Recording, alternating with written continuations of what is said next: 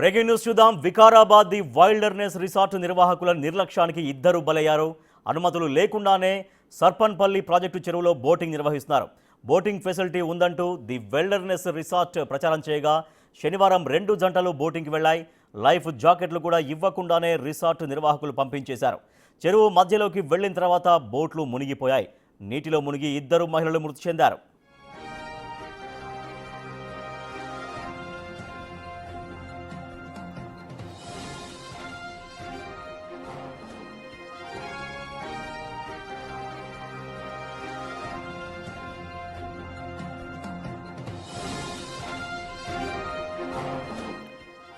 విహారానికి వెళ్లి మృత్యువాత పడ్డటువంటి ఘటన మనం చూస్తున్నాం.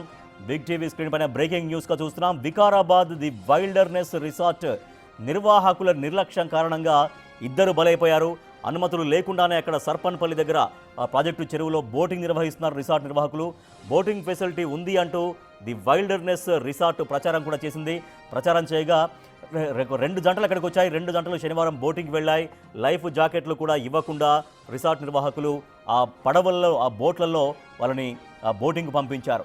చెరువులోకి మధ్యలోకి వెళ్ళిన తర్వాత బోట్లు అకస్మాత్తుగా మునిగిపోయాయి ప్రమాదవశాత్తు.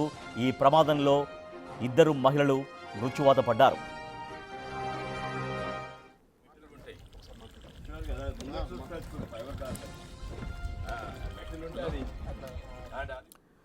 రైట్, ఈ దుర్ఘటన గురించి విషాదం గురించి మా ప్రతినిధి సుజాత మరింత సమాచారం ఇస్తారు. సుజాత, అసలు రిసార్ట్ ఎవరిది? అసలు ఎటువంటి సేఫ్టీ మెజర్మెంట్స్ లేకుండా, సేఫ్టీ మెజర్స్ పాటించకుండా బోటింగ్ ఎందుకు కండక్ట్ చేస్తున్నారు? ఇప్పుడు ఆ నిర్వాహకులు ఎవరన్నా దీని గురించి రియాక్ట్ అవుతున్నారా?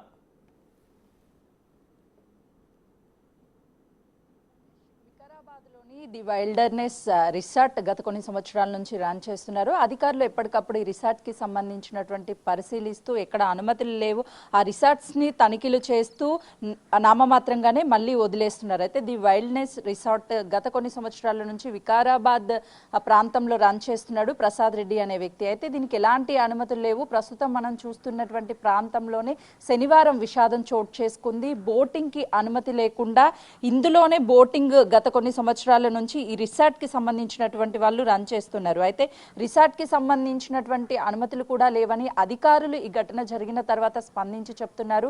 గత 6 నెలల క్రితము ఈ వికారాబాద్ జిల్లాలోని దాదాపు 9 రిసార్ట్స్ లో కూడా అధికారులు తనిఖీలు చేసినప్పుడు ఈ రిసార్ట్స్ కి ఎలాంటి అనుమతులు లేవు, వీటిని వెంటనే మూసివేయాలి అని చెప్పి స్థానికులు కూడా డిమాండ్ చేశారు. అప్పుడు మాత్రము మూసివేస్తాము, నోటీసులు జారీ చేస్తామని చెప్పినటువంటి అధికారులు పట్టించుకోకుండా ఉండడంతోనే ఇలాంటి ఘటన జరిగింది అని చెప్తున్నారు. ప్రస్తుతం మనం చూస్తున్నటువంటి ఈ ప్రాజెక్ట్లోనే వీళ్ళు ది వైల్డ్నెస్ సంబంధించినటువంటి రిసార్ట్ వాళ్ళు బోటింగ్ నడుపుతున్నారు. అటు ఇరిగేషన్ కావచ్చు, అదేవిధంగా అధికారులకి సంబంధించినటువంటి ఎలాంటి అనుమతులు లేవు, కనీసం వాళ్ళకి ఎలాంటి సమాచారం లేదు అని అధికారులు దాటవేసి ప్రయత్నం చేస్తున్నారు. ఎప్పుడైతే ఈ ఘటన జరిగిందో హైదరాబాద్ ప్రాంతం నుంచి ఇద్దరు మహిళలు అంటే కుటుంబ సభ్యులతో సరదాగా గడిపేందుకు ఈ రిసార్ట్స్కి వచ్చారు. వచ్చినటువంటి టైంలో బోట్ మధ్యలోకి వెళ్ళినటువంటి టైంలోనే బోట్ బోల్తా పడడంతో ఇద్దరు మహిళలు కూడా అక్కడికక్కడ మృతి చెందినట్లు తెలుస్తుంది. అయితే రీటా కుమారి 55 సంవత్సరాలు, పూనం సింగ్ 56 సంవత్సరాలు, వీరిద్దరు కూడా మృత్యువాత పడ్డారు. స్థానికంగా ఉన్నటువంటి హాస్పిటల్కి తీసుకువెళ్లేసరికి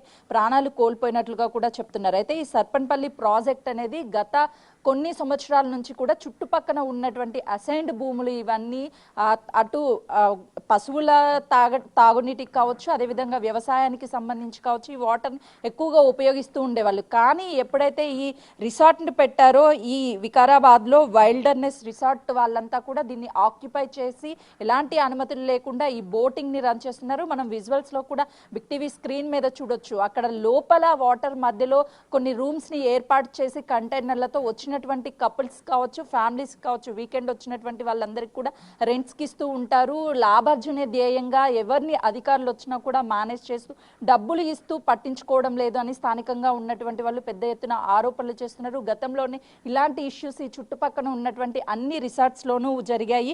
కానీ అధికారులు వస్తారు, చూస్తారు, వాళ్ళకి అందేటువంటి అన్నీ కూడా ముడుపులు అందుతాయి, ఆ తర్వాత వెళ్ళిపోతారు అని భారీ ఎత్తున ఆరోపణలు అయితే అధికారుల మీద చేస్తున్నారు.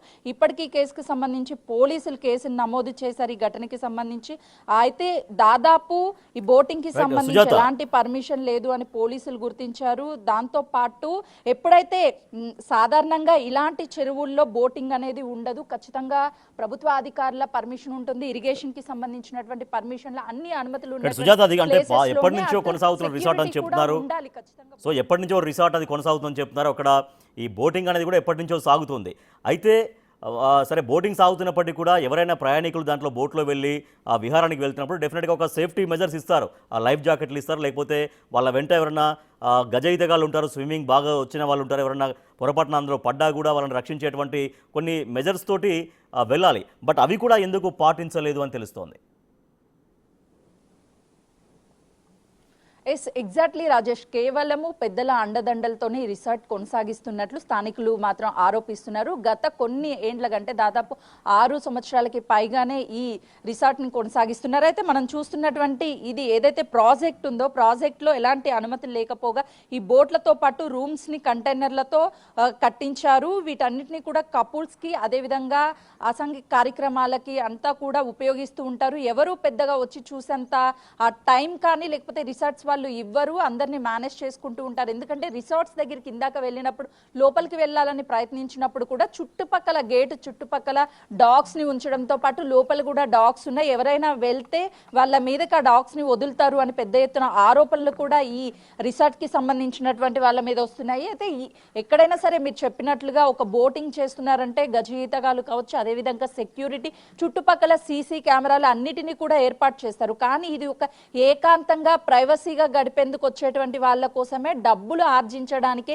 వీళ్ళు ఎవరికి తెలియకుండా ఏర్పాటు చేసినటువంటి విధంగానే ఉంది. లోపలికి వెళ్ళేటటువంటి వాళ్ళు కూడా అసలు ఎవరు కపుల్సా లేదు అంటే ఫ్యామిలీ మెంబర్సా ఫ్రెండ్సా అలాంటివి ఏమీ చూడకుండా ఒక్కొక్క రూమ్ కి బుకింగ్ 5,000 నుంచి దాదాపు 25,000 వరకు పెట్టినట్లుగా కూడా తెలుస్తుంది. వీకెండ్స్ వచ్చిందంటే చాలు భారీ ఎత్తున కపుల్స్, చుట్టుపక్కల ఉన్నటువంటి కాలేజ్ స్టూడెంట్స్, స్కూల్ పిల్లలు అందరికీ ప్రతి ఒక్కరిని కూడా ఏజ్ లిమిట్ లేకుండా లోపలికి అనుమతించి బోటింగ్ చేస్తున్నారు. బోటింగ్ చేసినప్పుడు జరిగినటువంటి నిన్న ప్రమాదంలో 2 మహిళలు మృతి చెందినా కూడా టైంకి ఒకవేళ గజ ఈతగాళ్ళు ఎవరైనా ఉంటే కాపాడే అవకాశం ఉండేది. కానీ వాళ్ళు ఎవరూ లేకపోవడము, అది గమనించకపోవడమే ఇదంతా కూడా ప్రాణాలు తీసిందని చెప్పాలి. ఇప్పటికైనా అధికారులు స్పందించి ఇలాంటివి, ఎందుకంటే హైదరాబాద్ అంటే చాలా వరకు టూరిజం ప్లేసెస్ ఉంటాయి, అటు ప్రభుత్వ ఆధీనంలో రన్ అవుతూ ఉంటాయి, ఎంతో చక్కగా టూరిజంకి సంబంధించినటువంటి అభివృద్ధి చేస్తున్నటువంటి ఈ టైంలో ఇలాంటి ప్లేసెస్ లో ఇష్టానురాజ్యంగా ప్రైవేటు వ్యక్తులు బోటింగ్ అని చెప్పేసి అదేవిధంగా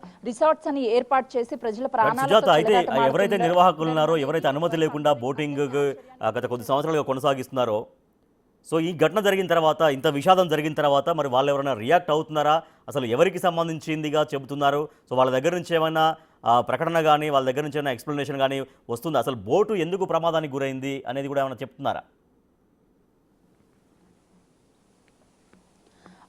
ఎగ్జాక్ట్లీ రాజేష్, ఎందుకంటే ఈ రిసార్ట్ ప్రసాద్ రెడ్డి అనే ఒక వ్యక్తిదని తెలుస్తుంది, కానీ ఇప్పటివరకు అతను ఎలాంటి స్పందించడం లేదు. అటు ఎవరిది ఏంటి అని కనుక్కోవడానికి కూడా ఎవరు అవైలబిలిటీ లేదు. అధికారులు కూడా చూసి చూడనట్టుగా వ్యవహరించడం వల్ల స్థానికంగా ఉన్నటువంటి వాళ్ళు కూడా ఆగ్రహం వ్యక్తం చేస్తున్నారు. అంటే డబ్బులే ముఖ్యమా, ప్రజల ప్రాణాలు ముఖ్యం కాదా? ఈ బోటింగ్ అంటే గతంలో ఇక్కడ పశువులు కావచ్చు, అదేవిధంగా పంట పొలాలకి సంబంధించినటువంటి ఈ వాటర్ని మేము ఉపయోగించే వాళ్ళమే, కానీ ఇప్పుడు ఇది మొత్తం కూడా రిసార్ట్కి సంబంధించినటువంటి వాళ్ళ అడ్డాగా మారిపోయింది. ఎవరిని లోపలికి అనుమతించారు. ఆ బోటింగ్ టైంలో కూడా అంతా బీహార్కి సంబంధించినటువంటి వాళ్ళని తీసుకొచ్చారు. ఇలాంటి సెక్యూరిటీ కూడా ఇక్కడ ఉంచారు. లోపలికి వచ్చామంటే చాలు కుక్కల్ని వదిలేస్తారు, వాళ్ళు ఇష్టానురాజ్యంగా ప్రవర్తిస్తున్నారు. అసలు ఈ ప్రాజెక్ట్ మొత్తం సర్పన్పల్లికి సంబంధించినటువంటి ప్రాజెక్టా లేదు అని అంటే ది వైల్డ్నెస్ కి సంబంధించినటువంటి రిసార్ట్ కి సంబంధించినటువంటి ప్రాజెక్టా? అధికారులకైనా కనీసం అవగాహన ఉందా లేదా? ఇరిగేషన్ అధికారులు ఏం చేస్తున్నారు, సంబంధిత అధికారులు ఏం చేస్తున్నారు అని చెప్తున్నారు. ఒకప్పుడు నిజంగానే ఈ నీటితోనే చుట్టుపక్కల ఉన్నటువంటి పంట పొలాలతో పాటు పశువులు కూడా ఇక్కడికి వచ్చి వాటర్ తాగేవి. కానీ ఇప్పుడు కనీసము ఇక్కడ చూస్తే కుక్కల్ని వాళ్ళు పెంచుతున్నటువంటి కుక్కలు తప్ప ఏమీ కూడా ఇక్కడ కనిపించడం లేదు.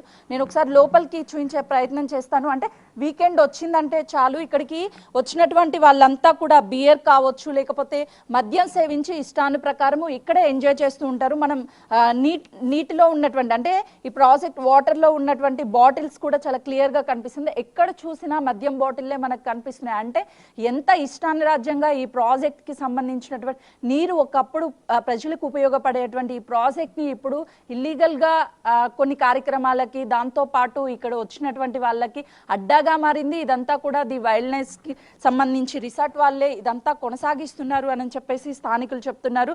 మరోవైపు అసలుకి ఈ ప్రాజెక్ట్లో కనీసము బోటింగ్ చేస్తున్నారు అని అంటే సంబంధిత అధికారులకు ఎందుకు ఇన్ఫర్మేషన్ లేదు? ఇన్ఫర్మేషన్ ఉన్నా కూడా వాళ్ళు కావాలని వాళ్ళకి ముడుపులు ముట్టడంతోనే ఎవరు కూడా పట్టించుకోవడం లేదు అని చెప్పేసి పెద్ద ఎత్తున అధికారుల మీద కూడా ఆరోపణలు వస్తున్నాయి. చుట్టుపక్కలంతా దాదాపు కొన్ని కిలోమీటర్ల వరకు ఈ ప్రాజెక్ట్ అంతా ఉంది. ఇదంతా కూడా జరిగినటువంటి సమయంలో ఎవరూ లేరు అని చెప్తున్నారు. 2 కుటుంబాలు మాత్రము వచ్చాయి. మనం ప్రస్తుతం బిగ్ టీవీ స్క్రీన్ మీద చూడొచ్చు. అక్కడ ఉన్నటువంటి బోట్ మనకి ఏదైతే కనిపిస్తుందో ఆ బోటే బోల్తా పడింది. అంటే ఒకవైపు కంటైనర్స్ రూమ్స్ ఉన్నాయి, మరోవైపు బోట్. ఆ బోట్ ఎప్పుడైతే ఒకసారిగా ఈ ప్రాజెక్ట్లో ఉన్నటువంటి నీరు అనేది కేవలము ప్రవహించేటువంటి నీరేం కాదు, ఇక్కడిక్కడే స్టక్ అయిపోయింది. అలాంటి ఈ ప్లేస్లోనే బోల్ట్ కూడా బోల్తా పడింది. అంటే ఆ బోటు లోపలికి వెళ్ళినప్పుడు ఆ మహిళలు ఇద్దరు కూడా చాలా లోతుగా వెళ్ళారు. ఆ బోట్ నడుపుతున్నటువంటి వ్యక్తి దూకి కాపాడే సాహసం కూడా చేయలేదు. అప్పటికే చుట్టుపక్కల ఉన్నటువంటి వాళ్ళని కేకలు వేసి పిలిచేలోపే వాళ్ళిద్దరు కూడా ప్రాణాలు కోల్పోయారు. ఒకవేళ నిజంగానే గజయితగాళ్ళు కానీ ఎవరైనా అందుబాటులో ఉండుంటే ఆ ఇద్దరు మహిళల ప్రాణాలు కూడా కాపాడేవాళ్ళు అని చెప్పేసి చెప్తున్నారు. ప్రస్తుతం మనం చూస్తే మొత్తం ఈ చెరువు ఏదైతే ఉందో ప్రాజెక్ట్కి సంబంధించి మొత్తం కూడా ఆ రిసార్ట్ వాళ్ళే ఆక్యుపై చేసి ఇష్టానురాజ్యంగా వాళ్ళ ఇష్ట ప్రకారము వీకెండ్స్ వచ్చిందంటే ఎవరు వచ్చినా సరే వాళ్ళకి వయసుతో కానీ లేకపోతే వాళ్ళ రిలేషన్స్ కానీ లేకపోతే వాళ్ళు ఫ్యామిలీసా ఫ్రెండ్స్ అదేమి చూడకుండా డబ్బులు చెల్లిస్తే చాలు లోపలికి. ఇప్పటికే తెలంగాణ రాష్ట్ర ప్రభుత్వం హుక్కా సెంటర్లపై కూడా నిఘా ఉంచి ఎక్కడికక్కడ వాటన్నిటినీ కూడా తీసేస్తూ వాటి మీద చర్యలు తీసుకుంటుంది. హుక్కా సెంటర్లు అంటేనే పెట్టాలి అంటేనే భయపడుతున్నటువంటి పరిస్థితి తెలంగాణ రాష్ట్ర ప్రభుత్వం ఏర్పాటు చేసింది. హైదరాబాద్లో ఎక్కడా కూడా హుక్కా సెంటర్ల ఏర్పాటు అనేది జరగడం లేదు. కానీ ఇక్కడ ఇది వైల్డ్కి సంబంధించినటువంటి రిసార్ట్లో మాత్రము హుక్కాకి సంబంధించినటువంటి మిషన్స్ కావచ్చు అవన్నీ కూడా అంటే ప్రైవేట్ డేరాలను ఏర్పాటు చేసి ఒక కప్పులు వస్తే వాళ్ళిద్దరికీ కూడా ఆ డేరాల్లో ఉండేటువంటి అవకాశాన్ని కల్పించడం వల్ల వీకెండ్ వచ్చిందంటే చాలు ఆ డేరాల ఖర్చు ఏదైతే డేరాలను ఏర్పాటు చేసుకొని రిసార్ట్ లోపల ఉంటారో దాని ఖర్చు కూడా చాలా తక్కువ ఉండడం వల్ల కాలేజ్కి సంబంధించినటువంటి స్టూడెంట్స్ ఎక్కువ వస్తారు, ఎక్కువ లాభార్జన చేయొచ్చు అనే ధ్యేయంతోనే ఈ రిసార్ట్స్ని కొనసాగిస్తున్నట్లు తెలుస్తుంది. ఇప్పటికైనా సరే ప్రభుత్వం నుంచి ఖచ్చితంగా వీళ్ళ మీద చర్యలు తీసుకోవాలి, పర్మనెంట్గా ఈ రిసార్ట్ని క్లోజ్ చేయాలి. వ్యవసాయ క్షేత్రంగా ఉండేటువంటి ఈ ప్రాంతాలలో ఇలాంటి రిసార్ట్స్లను ఏర్పాటు చేయడము అసాంఘిక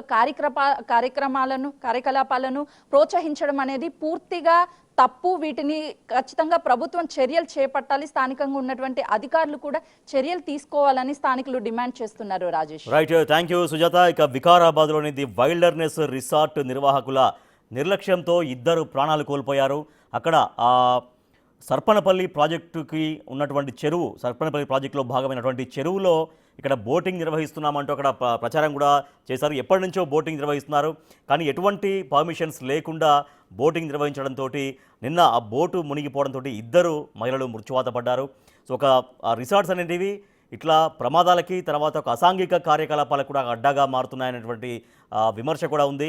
సో మరి ఈ ప్రమాదంలో 2 మరణించిన నేపథ్యంలో ఆ రిసార్ట్ యొక్క యజమానులు, రిసార్ట్ నిర్వాహకులు ఎట్లా రియాక్ట్ అవుతారో కూడా ఇంకా చూడాలి.